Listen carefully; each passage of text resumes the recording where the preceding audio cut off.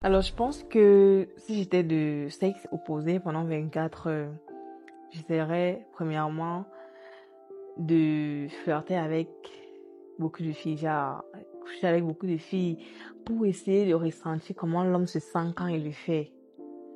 Et j'essaierais aussi de bosser dur pour m'imaginer le degré de fierté que l'homme ressent quand il bosse à la sueur de son front pour pouvoir manger, subvenir à ses besoins. Et qu'est-ce que je ferais aussi? J'essayerais aussi de me concentrer sur une seule femme, de m'imaginer terminer ma vie avec elle pour ressentir aussi ce que ça fait. Parce que ça chamboule dans ma tête. Bref, c'est tout. Ah. Elle a dit moi dans la peau d'une femme en 24 heures. Moi dans la peau d'une femme en 24 heures, je vais très bien me vêtir. Je vais me mettre dans une tenue vraiment extravagante. Je vais me pointer dans un milieu où il y a beaucoup de pointeurs. Voilà. Je me place là-bas et puis j'essaie de voler, de piquer deux, trois messieurs bien friqués là, qui vont me donner beaucoup d'argent. Moi, dans la peau d'une femme, c'est ce que je vais faire. Et après, qu'est-ce que je vais faire? Je vais avoir beaucoup de petits amis en fait. Beaucoup de petits amis, beaucoup de gars à qui je vais demander de l'argent. C'est ce que je ferais si on me donnait 24 heures dans la peau d'une femme. Si j'étais de sexe opposé pendant 24 heures, ce que je vais faire, je vais faire gaffe, hein? Je vais avoir plusieurs goûts. Plusieurs goûts. Le fait de ressentir que celle-ci va m'apporter à manger, celle-ci va me laver mes habits. Comme les garçons font, parce qu'ils sont forts dans l'infidélité. Celle-ci va venir nettoyer ma maison. Après ça, je vais faire l'amour à toute cette fille-là. Ça va trop me plaire. C'est ce que je vais faire. Je vais profiter de mes 24 heures à fond. Et ce qui va enceinter les filles, les gens, très mal. Si j'étais de sexe opposé pendant 24 heures, qu'est-ce que je devais faire? Si j'étais de sexe opposé pendant 24 heures, j'allais porter les garnitures pour voir ce que ça fait et aller chez un homme. Il me touche, je dis que non, je saigne pour voir ce que ça fait en fait. C'est ce que je devais faire si j'étais de sexe opposé pendant 24 heures. Oui, porter les garnitures pour voir ce que les femmes ressentent quand elles ont les couches là en fait. Parce que c'est un truc que nous les hommes là, quand on voit ça là, ça nous énerve. Voilà, c'est un peu ça. Et j'allais aussi aller chez tous les gars qui me draguent là pour leur demander l'argent des garnitures. C'est un peu ça. Si j'étais de sexe opposé, la première des choses, je vais d'abord draguer la petite soeur de mon ex. Mon ex qui m'a fait le plus souffrir là, il se reconnaît. Je vais d'abord draguer la petite soeur de mon ex.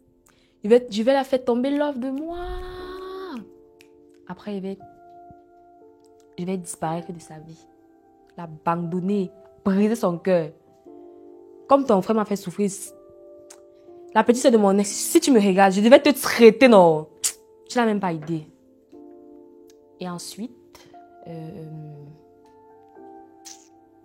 moi, je vais seulement briser le cœur des filles. Moi, je vais seulement briser parce que les hommes, il y a fait. Les hommes, il y a trop fait. Je vais seulement briser les cœurs. C'est tout.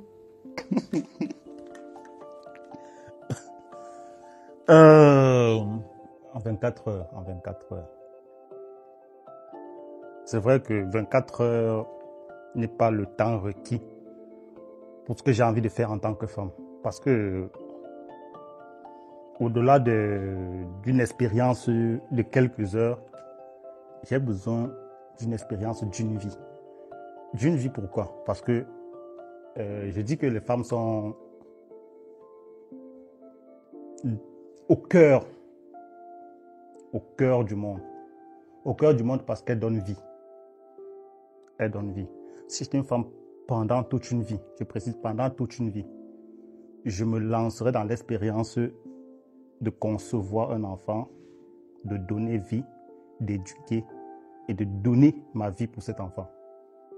C'est d'ailleurs pour ça que j'ai beaucoup de respect, beaucoup d'estime pour les femmes, pour les mamans. Parce que je ne pense pas qu'il y a il y a quelque chose qui est au-delà de cette expérience-là. Mais si on doit se limiter à 24 heures, il faut mener les bonnes actions, bien évidemment. On ne va pas se limiter à réfléchir avec sa queue ou bien à jouir de part et d'autre. Je mènerai une action un peu plus éducative. Je lancerai un appel aux femmes, beaucoup plus aux jeunes filles, pour stopper l'avortement. Parce que l'avortement, aujourd'hui, c'est un crime. Pour moi, c'est un crime. C'est un péché d'abord, et après, c'est un crime. Et ça détruit tellement aujourd'hui. Ça détruit tellement, et j'aimerais que cela cesse. J'aimerais que cela prenne fin. Donc, si j'étais une femme pendant 24 heures, je pense dans la peau d'une femme, je pourrais mieux convaincre d'autres femmes. Ça sera ça mon combat en 24 heures. Bon, l'infidélité de la femme, on en parle. Selon moi, les femmes sont très souvent infidèles. Je vais parler précisément des femmes de notre génération, si je vais dire ça comme ça, les femmes d'aujourd'hui. Les femmes d'aujourd'hui la plupart sont infidèles à cause des longs yeux. Je dirais ça comme ça, à cause des longs yeux. Dans longs yeux, il n'y a pas seulement longs yeux du genre quelqu'un qui aspire à avoir plus d'argent, non. Dans longs yeux, il y a également la mauvaise compagnie, le fait de... On dit même souvent que les hommes sont des éternels insatisfaits, mais la vérité c'est que aujourd'hui même, les femmes sont même des éternels insatisfaites, même plus que les hommes. Sincèrement. Parce que tu vas lui donner l'argent, elle va te tromper. Tu vas lui donner l'amour, elle va te tromper. Tu vas lui donner n'importe quoi, elle va te tromper. Donc là, il n'y a pas vraiment de justificatif même à la tromperie de la femme. Je ne parle pas de toutes les femmes, je parle de celles qui trompent. Donc selon moi, les femmes trompent parce que elles sont des éternelles insatisfaites. Un homme peut tromper une femme parce que peut-être question sexe, il n'est pas satisfait. L'autre peut tromper peut-être parce que question nourriture, repas, sa femme ne sait pas préparer. Bref, ils sont les seuls à savoir les raisons et moi je ne sais pas. Pourquoi les femmes trompent souvent dans une relation? Pourquoi les femmes? Cette question, elle revient toujours. Pourquoi les femmes? Je ne dirais pas pourquoi les femmes. Pourquoi l'être humain trompe? Parce que c'est ça la question. Si on dit les femmes, on doit bien évidemment dire les hommes. Nous sommes tous faits de chair. Si l'homme trompe, la femme trompe. Si la femme trompe, l'homme trompe. Donc, ça a double sens. Mais, je pense que chaque personne a sa raison de tromper. Pas pourquoi la femme, chaque personne a sa raison de tromper. Je ne pense pas qu'il y ait une formule générale pour la tromperie. Non. Alors, si tu conçois bien une relation avec une femme, je ne pense pas qu'elle ira voir ailleurs. Je ne pense pas qu'elle ira voir ailleurs. Tout dépend du timing, de comment vous avez conçu la relation, de votre niveau de confiance, de vos échanges. Bon, pour moi, c'est comme ça. Hein. Je ne dirais pas que la femme particulièrement trompe, non. Pourquoi est-ce que les hommes trompent leurs femmes? Bon, pour moi, je ne pense pas qu'il y ait une raison à l'infidélité. Parce que c'est simple. Si tu es avec quelqu'un, si tu es avec une femme et que tu n'aimes pas cette dernière, mais vous vous séparez, c'est simple. Que de tromper l'enfant d'autrui et après demain il sera là en train de pleurer, il m'a brisé, il m'a fait ci. Vous vous séparez, c'est tout. Tu lui dis que tu ne l'aimes pas. Tu ne l'aimes plus si tu l'avais déjà aimé un jour. Vous vous séparez. Comme ça au moins, quand elle apprendra peut-être que tu as été avec une autre, ça ne va pas lui faire mal de savoir cela parce que vous n'êtes plus ensemble. Donc pour moi, je ne pense pas qu'il y a une raison à l'infidélité. Hein. Je ne pense pas. L'infidélité, bon, il n'y a pas de raison. Il n'y a pas de raison. Et je pense que les hommes qui sont infidèles là, ce sont juste des... Je sais pas, je trouve pas le mot parce que j'ai pas envie de vous inciter. Hein. Je trouve pas le mot, mais l'infidélité là, il n'y a pas d'explication à ça. Pourquoi les femmes sont infidèles selon moi? Je me dis que les femmes sont généralement infidèles parce que elle recherche ce que son partenaire n'a pas ailleurs. C'est ce que moi je pense. Par exemple, soit son partenaire manque de l'argent, elle va rechercher de l'argent ailleurs. Soit son partenaire n'est pas fort aux fesses, comme on dit souvent, elle va chercher le fort aux fesses. Mais un conseil aux femmes, l'infidélité n'est pas bien. Surtout pour la femme, c'est ça. Une femme doit pas être infidèle. La femme ne doit pas être infidèle. Les hommes trompent les femmes parce que c'est inné. Je dirais même que c'est génétique. La chair est faible.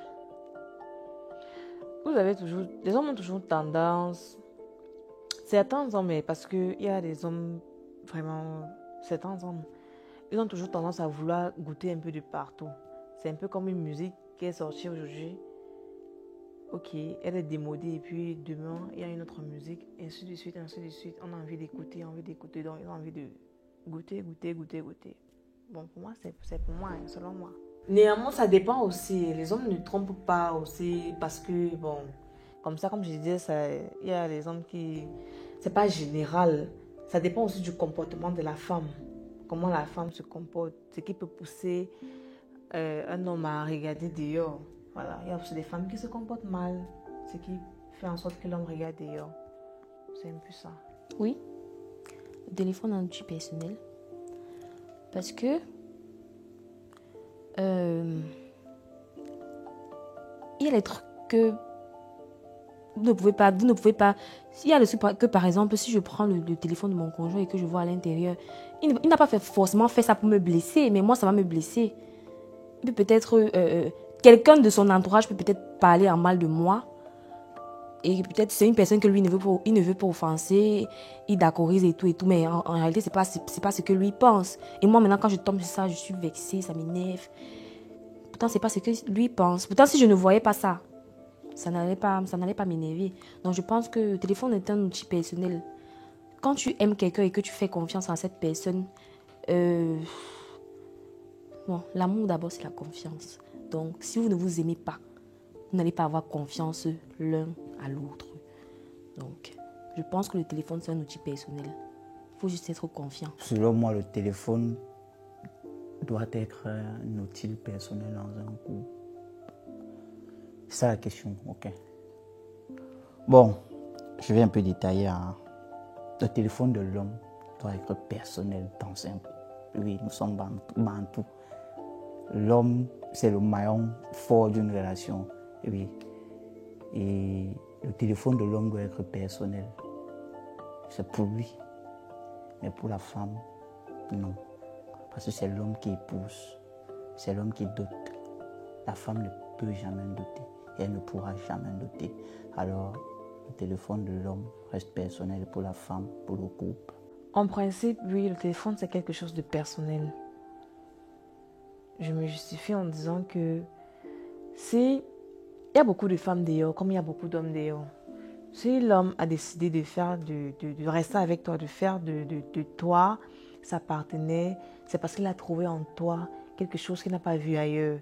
Du coup, je ne trouve pas encore l'importance à prendre son téléphone et regarder. Comme je disais tout à l'heure, l'homme est fait de chair. Donc, tu peux prendre le téléphone d'un homme, tu regardes ce que tu n'aurais pas dû regarder. Ça te fait de la peine, ça te fait pleurer et tout. Alors que tu te concentres essentiellement sur ce que l'homme te montre. Parce que moi, si un homme me trompe, moi, je vais savoir. Je ne suis pas Dieu, mais je vais savoir parce qu'il y a les signes qui ne trompent pas. Donc, ça ne sert à rien de prendre le téléphone, regarder. Et généralement, les femmes le font quand elles ne trouvent pas une preuve palpable pour démontrer ce que son esprit est en train de dire en elle. Genre, comment je vais dire ça? Quand un homme est calme, il n'a pas il n'est pas suspect, il fait les choses normalement. Les femmes, généralement, elles n'aiment pas ça. Elles sont toujours en train de chercher que non, il ne peut pas être comme ça. L'esprit est en train de dire que la tête aussi est en train là. C'est ça qui pousse souvent les femmes à regarder, que je vais voir si ce qui me montre là, c'est réellement ça. Donc moi, je pense que c'est ça qui pousse souvent les femmes à regarder le téléphone. Mais sinon, le téléphone, c'est quelque chose de personnel. Le téléphone est personnel. Je ne sais pas si la question c'est le téléphone est personnel ou privé. Je ne sais pas si c'est ça la question. Mais bon, je pense que j'ai saisi le sens de la question. Le téléphone est personnel, mais accessible. Le téléphone est personnel, mais accessible. Si nous sommes en couple, on ne peut pas se cacher le téléphone. Je suis appelé à tomber sur ton téléphone 1 ou 2 fois à l'occasion. Je suis appelé à tomber sur mon téléphone, mais ça ne doit pas être de façon programmée. On ne doit pas programmer, fouiller les téléphones à répétition. J'espère qu'on est sur la même longueur d'onde. Donc, je prends un cas de figure. Tu es à la maison avec ta partenaire. Elle a un souci urgent. Toi, tu as son téléphone. Imaginons, elle est dans un état critique.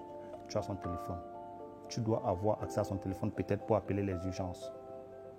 Qu'est-ce que tu fais? Parce que le téléphone est personnel, tu ne dois pas accéder. Je pense que j'ai répondu à la question. Moi, je me dis que c'est un outil personnel.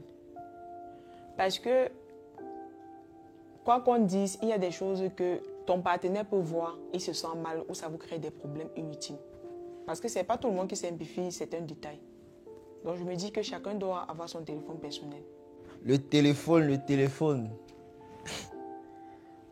c'est un peu un petit truc. Hein? Le téléphone dans un couple est tellement un élément primordial selon moi. Est un élément primordial parce que pour moi c'est une pièce maîtresse susceptible de tout faire basculer. Et un moindre clic. Pourquoi? Parce que tu peux vivre avec quelqu'un, la personne gère des bails. C'est-à-dire vous êtes à 5 ans de relation. En 5 ans là, il gère vraiment des bails très chelous dans son téléphone. Si tu ne viens pas fouiller, tu ne sauras jamais. Et puis moi je dirais que le téléphone dans un couple n'est pas un outil personnel chez la femme. Chez la femme, pourquoi? Parce que la femme est... parce que déjà pour ma part, la tromperie de la femme, on ne pardonne pas ça. On ne pardonne pas la tromperie de la femme. Pourquoi? Parce que la femme est d'abord considérée comme la reine de l'humanité. La femme a plus de dignité à offrir. Le corps de la femme est sacré. Et puis, du moment où une femme s'en va déjà pour donner son corps à un autre homme, sachant qu'elle est en couple, c'est une abomination, selon moi. Donc moi, je dirais que le téléphone de la femme ne doit pas être un outil personnel. Il doit être accessible à l'homme. Il doit être véritablement accessible à l'homme. Ça permettra également à l'homme de... C'est vrai qu'on ne peut pas surveiller tout. On ne surveille pas. On ne peut pas surveiller l'être humain en fait. Mais après, au moins par le téléphone, il y a bon nombre de choses que tu peux t'alerter pour pouvoir anticiper les choses à venir. Donc pour moi, le téléphone de la femme n'est pas personnel, mais pour l'homme peut être personnel. Parce que l'homme peut tromper. L'homme peut tromper pas par amour, juste peut-être par plaisir. Du genre, je suis sorti aujourd'hui, j'ai vu une meuf et puis comme ça. Ça peut arriver. C'est un coup de tête. Mais la femme, pour que la femme vienne à tromper un homme, il va falloir que, premièrement, elle a désiré l'homme. Elle a eu quelque chose qui l'a motivée. Elle a eu un sentiment préalable. Et puis, elle s'est lancée. Donc, pour moi, la tromperie, le téléphone de la femme n'est pas un outil personnel. Mais pour l'homme, ouais, on peut faire l'exception. La pire excuse que j'ai déjà eu à donner à un homme pour le quitter. Non. Moi, on me quitte toujours, papa. J'ai quelle force pour quitter un homme? Moi, on me quitte toujours, donc je n'ai pas encore eu d'excuse. Je te laisse déjà. La pire excuse que j'ai déjà eu à donner à une femme. Déjà, je ne me suis pas séparé de beaucoup de femmes. Je ne suis pas séparé de beaucoup de femmes. Juste de relations à mon actif, je pense que je ne pourrais pas dire que c'est beaucoup. Déjà, si bien évidemment c'est le pluriel, mais je ne vais pas qualifier ça de beaucoup. Mais il faudrait qu'on soit bien situé. Pourquoi on se quitte? Déjà pour se quitter, il faudrait qu'on soit en couple, il faudrait qu'on soit en relation. Parce que si je quitte une fille et avec qui je ne me considérais pas en relation, je n'ai pas de raison à donner. Et bien même, si j'ai donné une excuse, ça ne compte pas parce qu'on n'était pas en couple. Mais néanmoins, je vais répondre à votre question. Avec mon ex, ce qui s'est passé, c'est quoi?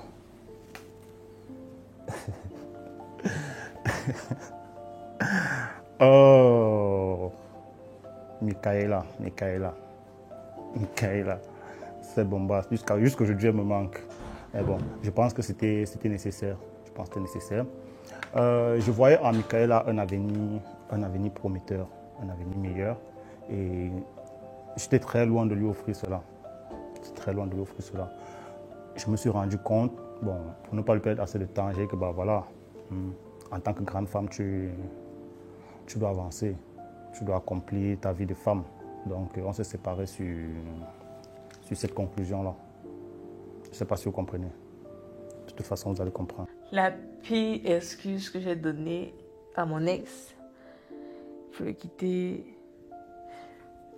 je lui ai fait comprendre que c'est une bonne personne, qu'il est quelqu'un de gentil, c'est un bon partenaire, mais qu'il peut trouver plus meilleur que moi.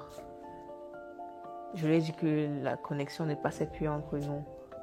C'était juste pour ne pas le blesser et pour ne pas baisser son ego d'homme. Parce que je ne ressentais plus rien pour lui. Du coup, je ne voulais plus continuer la relation avec lui.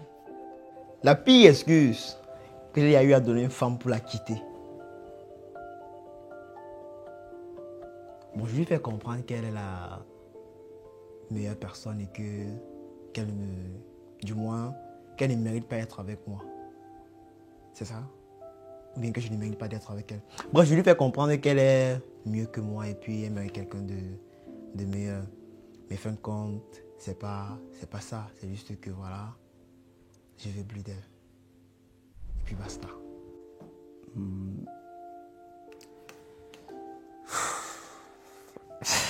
La pire excuse que j'ai eu à donner à une meuf. Bon, généralement, c'est la distance. Je prends ma distance, c'est tout. Je reste concentré, focus, je prends juste ma distance. Ça, c'est une question pertinente. Dans un bateau, mon père, ma mère et un sac d'argent.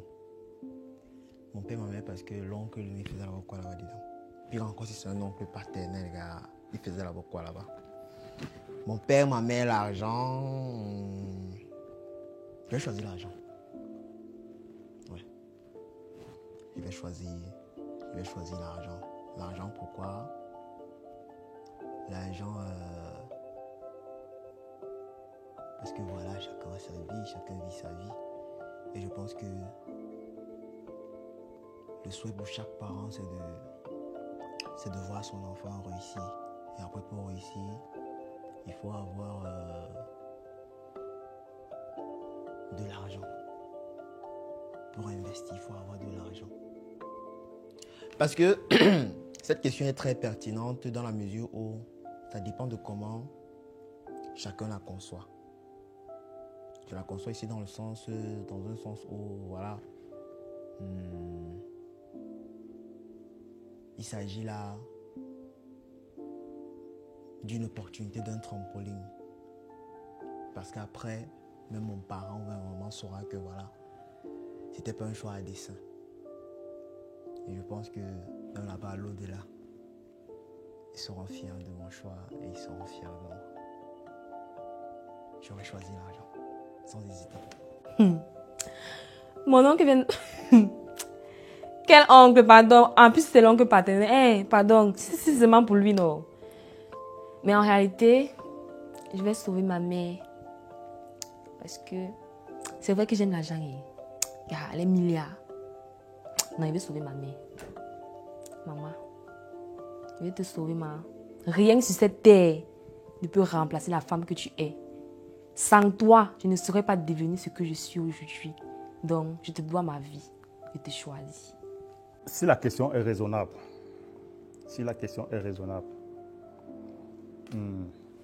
de façon générale, tout le monde s'attendrait à ce que je sauve l'argent. si je dois jouer sur les émotions, on s'attendrait à ce que je sauve la mère. Après, je peux aussi avoir des liens avec mon oncle, qui nous unissent plus qu'avec mes propres parents. Alors, je pense que ce qu'il faut savoir ici, c'est quelles sont les relations avec chaque individu. Tu peux sauver l'argent. Une fois sorti de la mer, tu payes cet argent. À quoi bon? Tu peux sauver ta mère. Une fois à la maison, elle décède. Tu peux sauver ton père. Une fois à la maison, tu te rends compte que ce n'est pas ton vrai père. Bon, vous comprenez que je suis ambigu face à cette question. Mais comme le jeu l'exige, je dois répondre à la question. Je vais sauver l'argent. L'argent, pourquoi? Parce qu'il me faut organiser des funérailles dignes de ce nom à mes parents. Cet argent va me permettre d'organiser des funérailles de renommée. Donc, je pense que mes parents méritent au moins cela. Mon père, ma mère, l'oncle encore, 5 milliards. Déjà qui mène le bateau? Non.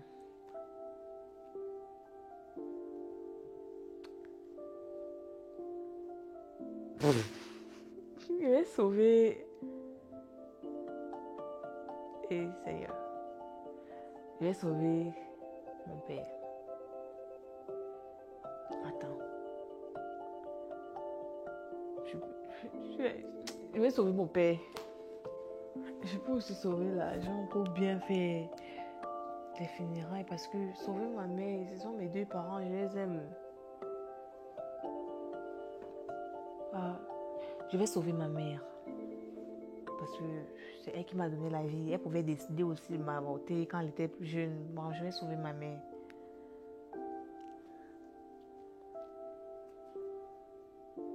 Je vais sauver ma mère. Déjà, mon oncle fait quoi? Déjà, mon oncle fait même quoi d'abord dans la liste? C'est d'abord la dernière personne que je peux même d'abord sauver. Vous voyez un peu. Bon, mon père, ma mère, bon, déjà, ils sont déjà vieux. Ils ont déjà vécu leur vie. Déjà, moi, je viens d'une famille pauvre et très endettée. Donc, si j'ai l'occasion de péter les bouteilles de champagne, de me construire une belle maison avec l'argent, pourquoi pas? Je prends l'argent. Honnêtement, je prends l'argent. Ok. Chacun n'a qu'à se sauver lui-même. Maman, moi, sauver l'argent. Ça va plus m'aider. Je suis désolée, ma mère. Mais l'argent va plus m'aider. Chacun doit vivre sa vie. Donc, moi, je sauve l'argent.